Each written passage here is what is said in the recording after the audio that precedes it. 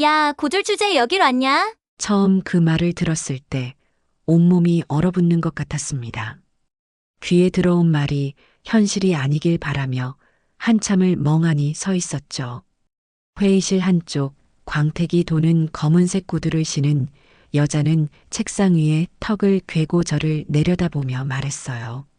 그녀의 입술은 붉은색 립스틱으로 칠해져 있었고 그 붉은 입술에서 나온 말은 회의실 공기를 칼처럼 갈랐습니다. 주변에 있던 다른 직원들은 머쓱한 얼굴로 시선을 피했지만 누구 하나 말리는 사람은 없었습니다. 혹시 제가 뭐 잘못했나요?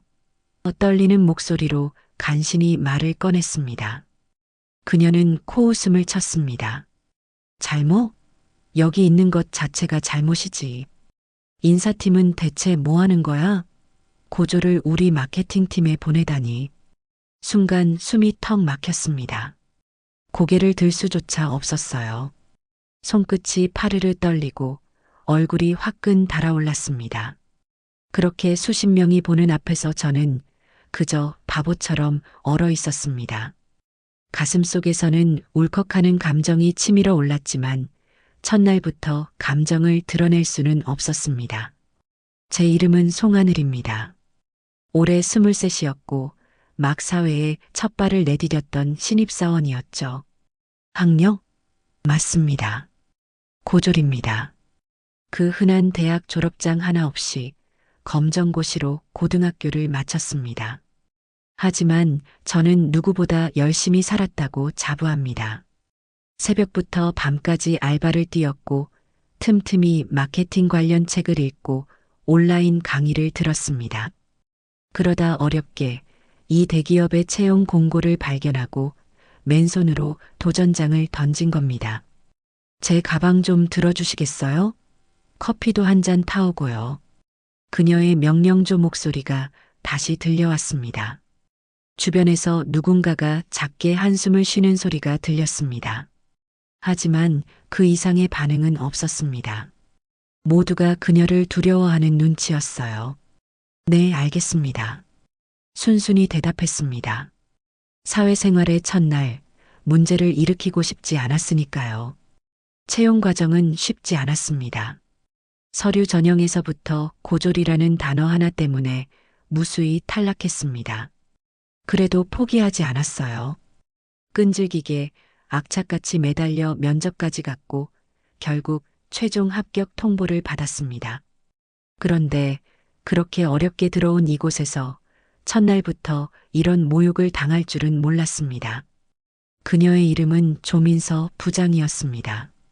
나이는 42 독신이었고 사내에서도 까다롭기로 유명했습니다. 말끝마다 학벌을 들먹이고 신입 직원들을 깔보는 것으로 악명이 높았지요. 특히 저처럼 비주류 출신을 보면 대놓고 무시했습니다. 요즘은 고졸도 뽑나 봐? 회사 수준 참. 커피를 타오는 동안 등 뒤로 그녀의 말이 들려왔습니다. 뜨거운 물이 떨리는 손에서 살짝 넘쳐 손등을 대었지만 아픔조차 느낄 겨를이 없었습니다. 회의가 끝나고 돌아서는 그녀의 뒷모습을 보며 저는 입술을 꽉 깨물었습니다. 입술 안쪽이 터져 짭짤한 피 맛이 느껴졌습니다. 나는 이겨낼 거야. 속으로 수없이 되뇌었습니다. 시간을 거슬러 올라가 볼게요. 지금으로부터 10년 전 저는 13이었습니다. 어머니는 저를 홀로 키우셨습니다. 아버지는 제가 어릴 때 사고로 돌아가셨거든요. 적어도 어머니는 그렇게 말씀하셨습니다. 형편은 넉넉지 않았지만 어머니는 늘 당당하고 따뜻한 분이었습니다. 하늘아, 사람은 꺾이지 않는 게 제일 중요한 거야. 남들이 뭐라 해도 너 자신을 믿어. 어릴 때부터 어머니는 제게 그렇게 가르쳤어요. 어머니는 작은 분식집을 운영하셨는데 매일 새벽 4시에 일어나 밤 10시까지 일하셨습니다. 그 모습을 보며 자란 저는 포기라는 것이 무엇인지 모르고 자랐습니다. 하늘아, 우리 같은 사람들은 등 뒤에 배경도 없고 손을 내밀어 줄 사람도 없어. 그래서 더 강해져야 하는 거야. 어머니의 그 말씀이 제 가슴 깊이 박혔습니다. 그래서였을까요? 고등학교를 중퇴하고 검정고시를 준비할 때도 친구들이 멀어져 갈 때도 저는 쉽게 주저앉지 않았습니다. 중학교를 졸업하고 고등학교에 입학했지만 어머니가 갑자기 쓰러지셨어요. 뇌출혈이었습니다. 다행히 목숨은 건지셨지만 병원비와 재활치료비로 모아둔 돈은 바닥이 났습니다. 그때부터 제가 돈을 벌어야 했습니다. 학교를 그만두고 낮에는 편의점에서 밤에는 치킨집에서 일했습니다.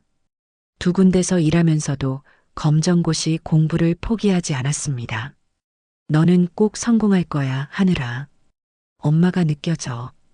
병상에 누워서도 어머니는 항상 저를 응원해 주셨습니다. 그 말이 제게는 세상 어떤 학위증보다 값진 것이었습니다. 그날 첫 출근을 마치고 집으로 돌아오는 지하철 안에서 저는 창밖을 멍하니 바라봤습니다. 창에 비친 제 얼굴이 참 초라해 보였습니다. 눈가에는 번진 마스카라 자국이 희미하게 남아 있었고 입술은 여러 번 깨물어서 부어 있었습니다. 그래도 포기하지 말자. 주먹을 꼭 쥐었습니다. 아직 첫걸음이잖아요. 모욕도 멸시도 이겨내야 한다고 마음을 다잡았습니다. 하지만 쉽지 않았어요. 사무실에서는 사소한 실수에도 조민서 부장이 날카로운 목소리로 쏘아붙였습니다. 고졸이니까 기본이 안 돼 있지. 대학 나온 애들은 이런 실수 안 해. 점심시간에도 회식 자리에서도 그녀는 제 존재를 투명인간처럼 취급했어요. 같은 테이블에 앉아 있어도 제게 말을 걸지 않았고 눈조차 마주치지 않았습니다. 어느 날은 일부러 제게만 업무를 몰아주고 팀원들 앞에서 비웃듯 말했습니다. 아, 송하늘 씨. 이 정도도 못하면 안 되지 않아? 여기가 동네 슈퍼가 아니라 대기업이야. 주변에서는 수군거렸습니다. 쟤 고졸이라던데. 그래도 회장님 특별 지시로 뽑혔다던데? 어디 빽이 있나 봐. 그 말, 맞아요. 사실 저는 그냥 입사한 게 아니었습니다. 이 회사, SK그룹은 제 아버지가 세운 회사였거든요. 어릴 때 사고로 돌아가신 줄 알았던 아버지. 하지만 진실은 달랐습니다. 어머니는 오래전 아버지와 이혼했고 그 사실을 저에게 숨겼어요. 이혼 당시 아버지는 평범한 회사원이었지만 10여 년 동안 사업을 일으켜 대기업을 세웠습니다. 그리고 어머니는 그 사실조차 저에게 말씀하지 않으셨습니다. 그리고 몇 달 전 아버지 측에서 저를 찾아왔습니다. 회장님께서 따님을 직접 보고 싶어 하십니다. 충격이었어요. 저는 그날 처음 아버지를 만났습니다. 그는 생각보다 따뜻한 미소를 지닌 분이었어요.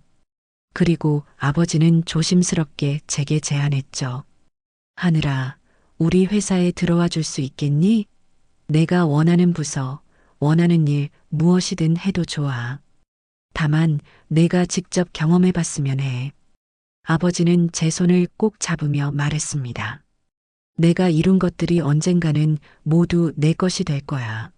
하지만 난 내가 그저 회장님 딸로 살기보다는 스스로 삶을 개척하고 진정한 가치를 배웠으면 해. 저는 고민 끝에 결정했습니다. 당당히 스스로 살아남고 싶었으니까요. 그래서 지원서를 냈고 서류도 면접도 다른 지원자들과 똑같이 경쟁했습니다. 아버지는 제게 특별 대우를 하지 않았습니다. 그리고 저는 진짜 제 힘으로 최종 합격한 겁니다. 하지만 이 사실을 아는 사람은 극소수였습니다. 조민서 부장 역시 전혀 모르고 있었지요. 그녀는 매일같이 저를 괴롭혔습니다. 그러나 저는 꿋꿋이 버텼습니다. 어릴 적 어머니가 해주셨던 말처럼 남들이 뭐라 해도 너 자신을 믿어. 회사의 높은 빌딩 창밖을 바라보며 저는 속으로 다짐했습니다. 나는 절대 무너지지 않을 거야. 그리고 언젠가 그녀도 알게 되겠지요. 제가 단순한 고졸 신입사원이 아니라는 걸. 그리고 제가 이 회사를 단순히 다니는 사람이 아니라는 걸. 며칠 후 사무실에서 또 하나의 사건이 벌어졌습니다.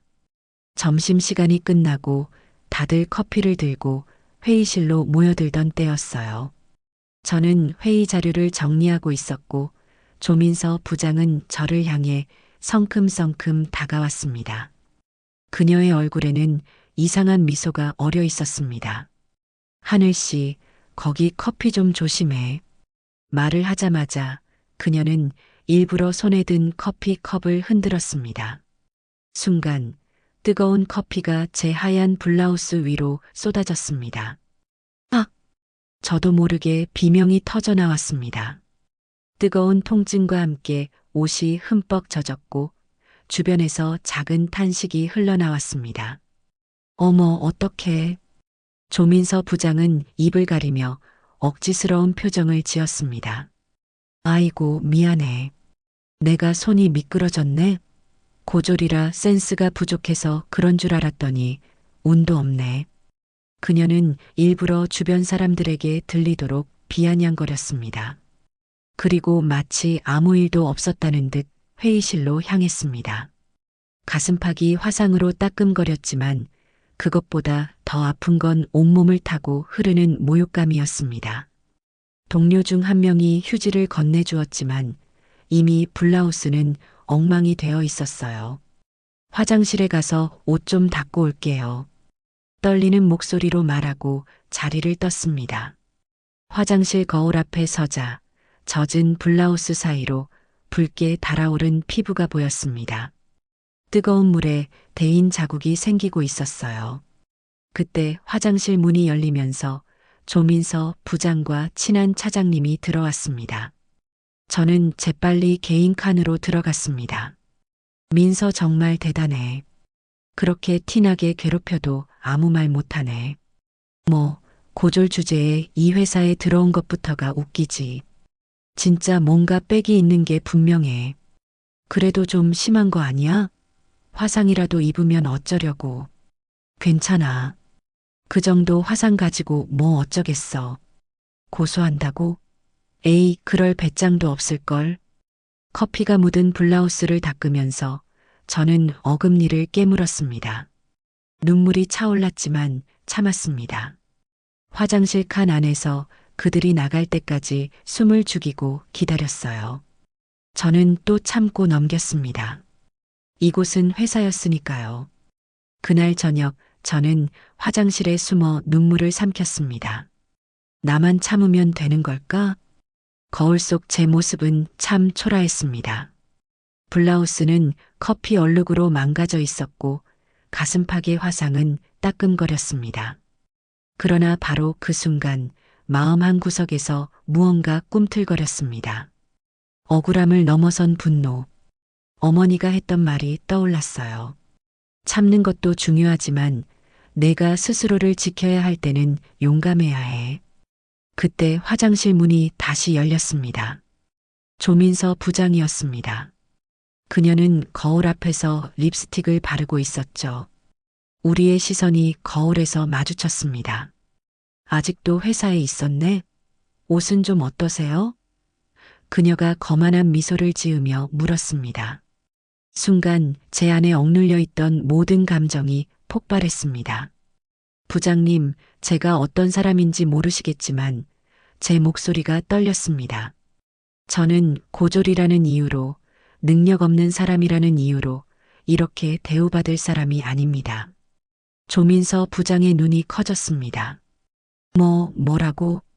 커피를 일부러 쏟으신 것 알고 있어요. 화상도 입었고요. 그녀는 거들먹거리며 웃었습니다. 그게 어쨌다는 거죠?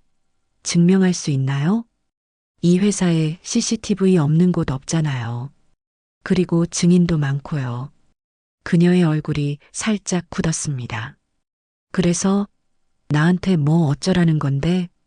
제 심장이 빠르게 뛰었습니다. 하지만 더 이상 물러설 수 없었어요. 사과해 주세요. 그리고 앞으로는 제 학력을 가지고 모욕하지 말아주세요. 조민서 부장은 잠시 침묵했다가 코웃음을 쳤습니다. 꼴값 떨고 있네. 넌 여기서 오래 못 버틸 거야. 내가 확실히 보여줄게. 그렇게 말하고 그녀는 화장실을 나갔습니다. 저는 다리에 힘이 빠져 벽에 기대섰습니다. 방금 한 행동이 옳은 일이었는지 확신할 수 없었지만 더 이상 참고만 있지 않기로 결심했습니다. 다음 날부터 저는 작은 것부터 하나씩 바꾸기 시작했습니다. 회의 준비를 철저히 했고 서류 하나도 실수 없이 처리했습니다. 조민서 부장이 저를 괴롭힐 기회를 주지 않으려고 노력했어요. 그리고 박민서 부장의 트집에도 조용히 그러나 단호하게 맞섰습니다. 부장님, 제 실수라면 책임지겠습니다. 하지만 이번 일은 규정대로 처리한 것입니다. 여기 매뉴얼을 보시면 제가 자신감 있게 말하자 회의실의 공기가 변했습니다. 조민서 부장의 눈썹이 꿈틀거렸습니다. 아마 예상하지 못한 반응이었겠지요. 그녀는 말없이 자리로 돌아갔습니다. 그리고 그날 아주 작은 변화가 시작되었습니다. 팀원 중 몇몇이 몰래 다가와 조심스럽게 말했습니다. 하늘 씨, 힘내요. 다 보고 있어요. 저도 입사 초기에 많이 힘들었어요. 조 부장님은 원래 그래요. 그 한마디에 가슴이 뭉클했습니다. 나 혼자가 아니구나. 하지만 조민서 부장의 괴롭힘은 끝나지 않았습니다. 오히려 더 교묘해졌죠. 전 직원 메일로 제가 실수한 작은 부분을 지적하기도 하고 회의 시간에 일부러 제 의견을 무시하기도 했습니다. 어느 날 중요한 프로젝트 발표가 있었는데 조민서 부장이 제 PPT 파일을 몰래 수정해 놓았습니다. 발표 도중 갑자기 화면에 엉뚱한 내용이 나타났고 저는 당황할 수밖에 없었습니다. 송하늘 씨, 발표 준비도 제대로 못했네요. 역시 기본이 안 되어 있어서. 그날 밤 저는 처음으로 아버지에게 전화를 걸었습니다. 아버지, 회사를 그만둬도 될까요? 전화기 너머로 잠시 침묵이 흘렀습니다. 하늘아, 무슨 일이 있었니? 저는 그동안 있었던 일을 모두 털어놓았습니다. 눈물을 참으며 이야기하는 내내 아버지는 조용히 들어주셨어요. 내가 힘들면 언제든 그만둬도 돼. 하지만 내가 한 가지 물어봐도 될까? 너는 도망치고 싶니? 아니면 이겨내고 싶니? 그 질문에 저는 잠시 생각했습니다. 이겨내고 싶어요. 그럼 내일 아침 회사에서 보자. 너답게 당당하게. 하지만 그때까지도 조민서 부장은 몰랐습니다. 제가 누구인지, 그리고 곧 이 회사 전체가 뒤집힐 충격적인 순간이 다가오고 있다는 사실을. 다음 날 저는 평소보다 일찍 회사에 도착했습니다. 사무실은 아직 조용했고 몇몇 일찍 출근한 직원들만 자리에 앉아 있었죠. 그런데 갑자기 사내 메신저가 울렸습니다. 회장실에서 저를 찾는다는 내용이었어요. 아버지가 무슨 일을 하려는 걸까? 불안한 마음으로 엘리베이터를 타고 최상층으로 올라갔습니다. 회장실 문을 두드리자 아버지의 목소리가 들렸습니다. 들어오세요. 문을 열고 들어가자 놀랍게도 아버지 옆에 조민서 부장이 앉아 있었습니다. 그녀의 얼굴은 창백했고 손가락이 미세하게 떨리고 있었어요. 앉으렴 하느라. 아버지가 저를 자리로 안내했습니다. 안녕하세요, 부장님. 어색하게 인사를 건넸지만 그녀는 눈조차 제대로 마주치지 못했습니다. 송하늘 씨, 아버지가 공식적인 어조로 말했습니다. 이 자리에 조민서 부장을 부른 이유는 직장 내 괴롭힘에 관한 사항을 직접 확인하기 위해서입니다. 아버지는 책상 위에 놓인 태블릿을 톡톡 두드렸습니다. CCTV 영상, 녹음 파일, 그리고 다수 직원들의 증언이 있습니다. 조민서 부장이 신입사원에게 지속적으로 학력 차별과 인격 모독을 했다는 사실이 확인되었습니다. 조민서 부장은 자리에서 몸을 움츠렸습니다. 처음 보는 그녀의 모습이었어요. 언제나 당당하고 거만했던 그 눈빛에는 두려움이 가득했습니다. 회장님, 저는 그저 업무의 효율성을 위해. 그녀가 더듬거리며 말했습니다. 아버지는 차분한 목소리로 그녀의 말을 끊었습니다. 조 부장, 지난 일주일 동안 당신이 송하늘 사원에게 했던 모든 행동이 여기 있습니다. 아버지는 태블릿을 돌려 보여주었습니다. 화면에는 저와 조민서 부장의 대화, 커피를 일부러 쏟은 장면, 뒤에서 수군거리던 모습들이 정리되어 있었어요. 사내 규정에 따르면 이는 명백한 직장 내 괴롭힘에 해당합니다. 회사는 이런 행위를 절대 용납하지 않습니다. 조민서 부장의 얼굴이 하얗게 변했습니다. 회장님, 기회를 주십시오. 저는 이 회사에서 15년을 일했습니다. 단지 신입사원이 기본적인 업무 태도도 갖추지 못해서. 그 신입사원에 대해 얼마나 알고 계신가요, 조 부장? 아버지의 눈빛이 날카로워졌습니다. 그녀는 당황한 듯 저를 힐끔 쳐다보았습니다. 고졸 출신으로 알고 있습니다만. 아버지는 깊은 한숨을 내쉬었습니다. 송하늘 사원은 단순한 신입사원이 아닙니다. 그녀는 제 딸입니다. 조민서 부장의 눈이 크게 떠졌습니다. 순간 그녀의 얼굴에서 핏기가 싹 가셨어요. 딸이요? 네. 그리고 이 회사의 미래 주인입니다. 회장실에 무거운 침묵이 내려앉았습니다. 조민서 부장의 입에서는 아무 말도 나오지 않았고 그저 벌어진 입을 다물지 못했습니다.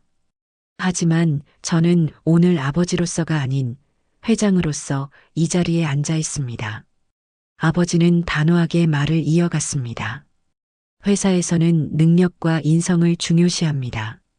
학벌이 아닌 사람의 가치를 보는 것이 우리 회사의 핵심 가치죠. 조민서 부장은 겨우 입을 열었습니다. 죄송합니다, 회장님. 그리고 송하늘. 아니, 송 이사님.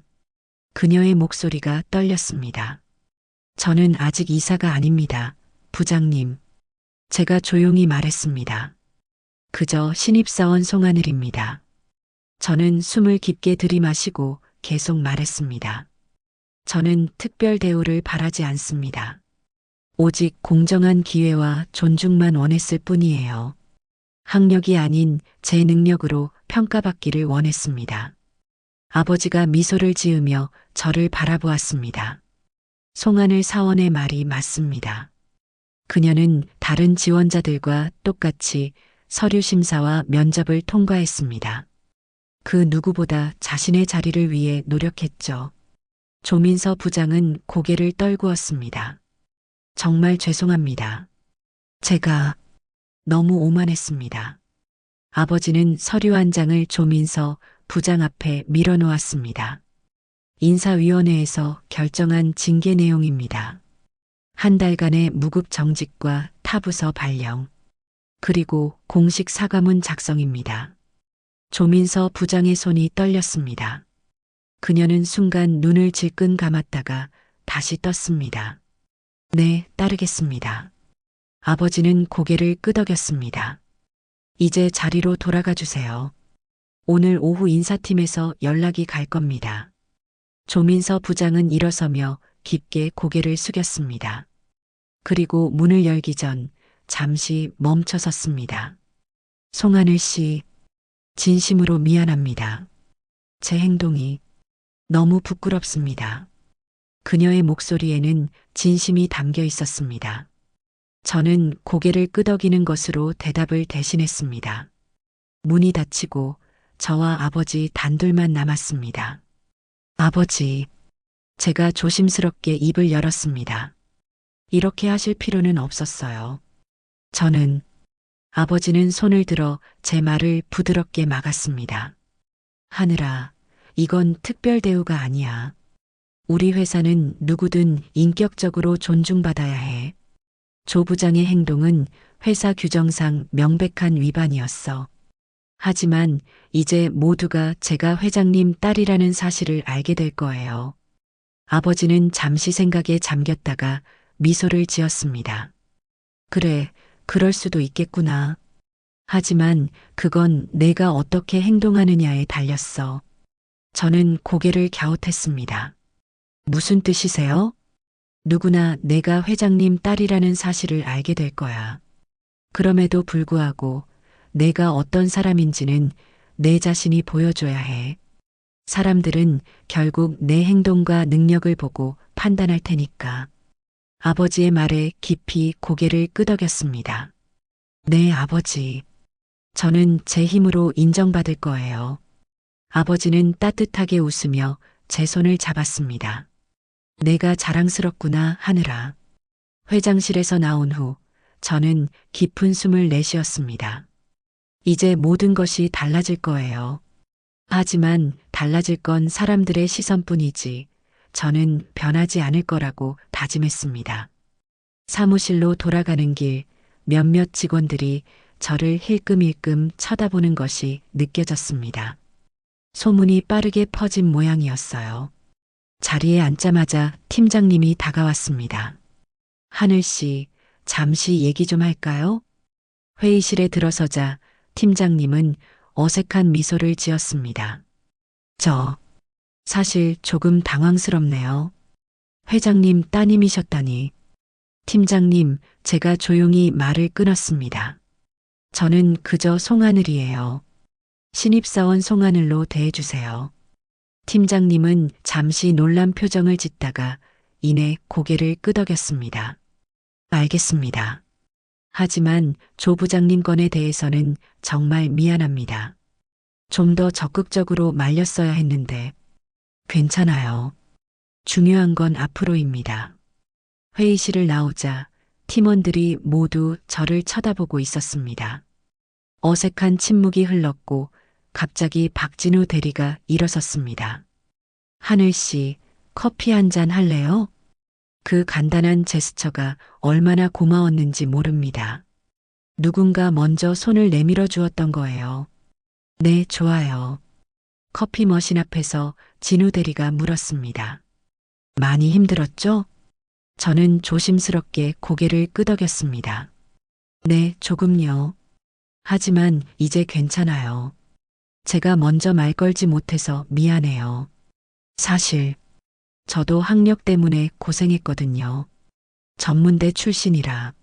진우 씨, 그는 씁쓸하게 웃었습니다. 하지만 하늘 씨 덕분에 회사 분위기가 많이 바뀔 것 같아요.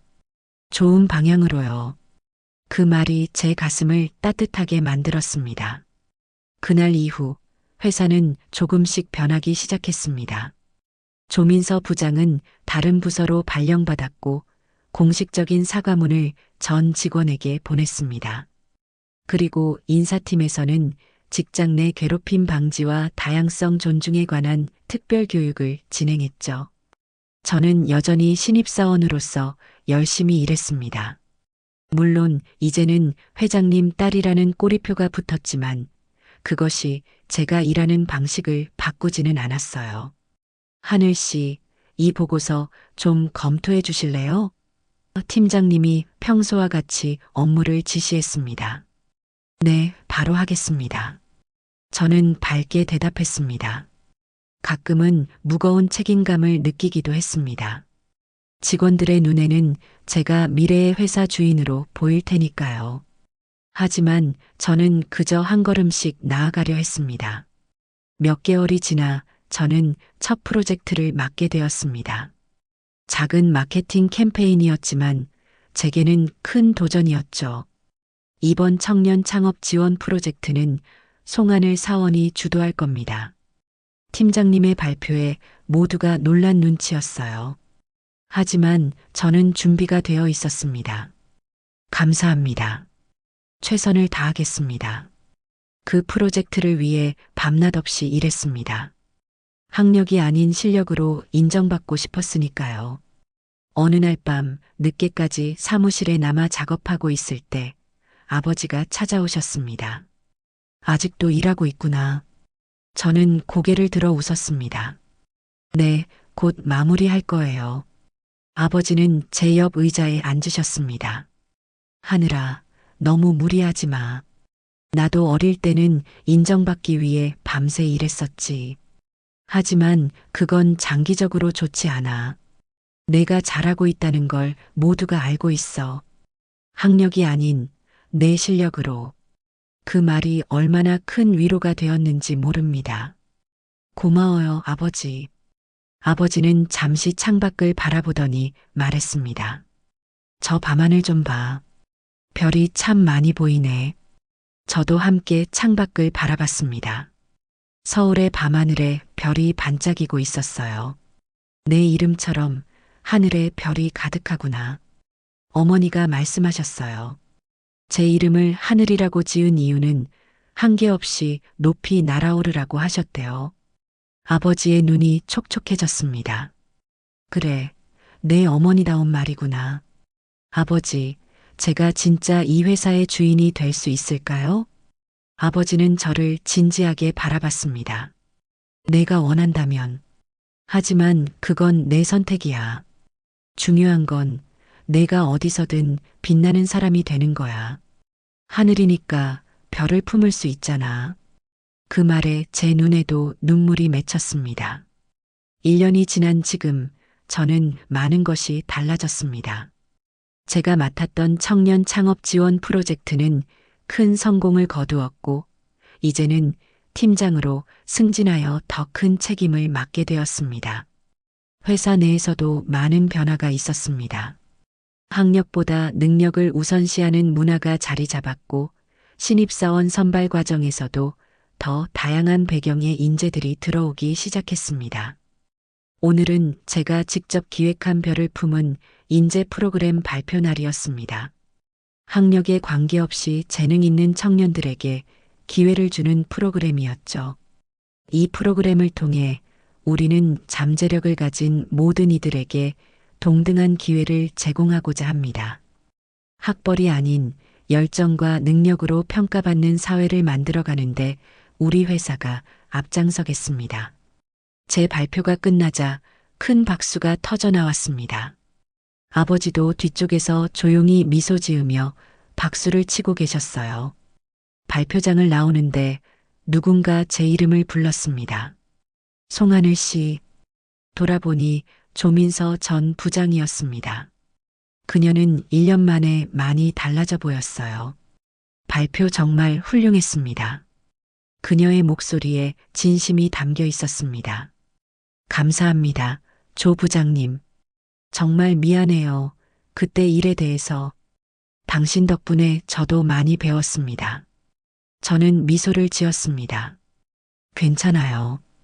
우리 모두 성장하고 있으니까요. 그녀는 고개를 끄덕이며 작게 미소를 지었습니다. 그리고 조심스럽게 물었습니다. 혹시 저도 그 프로그램에 참여할 수 있을까요? 제가 가진 경험으로 도움이 될 수 있을 것 같아서요. 저는 잠시 생각하다가 고개를 끄덕였습니다. 물론이죠. 함께하면 좋겠습니다. 그날 밤 회사 옥상에서 저는 홀로 밤하늘을 바라봤습니다. 별들이 유난히 밝게 빛나고 있었어요. 어머니, 보고 계신가요? 제가 이렇게 많이 자랐어요. 그리고 마치 대답이라도 하듯 하늘에서 별 하나가 유난히 반짝였습니다. 저는 이제 알고 있습니다. 제 안에 담긴 무한한 가능성을, 그리고 그 가능성으로 다른 이들에게도 빛을 나눠줄 수 있다는 것을. 별을 품은 그녀. 이제 그 별빛으로 세상을 비추려 합니다.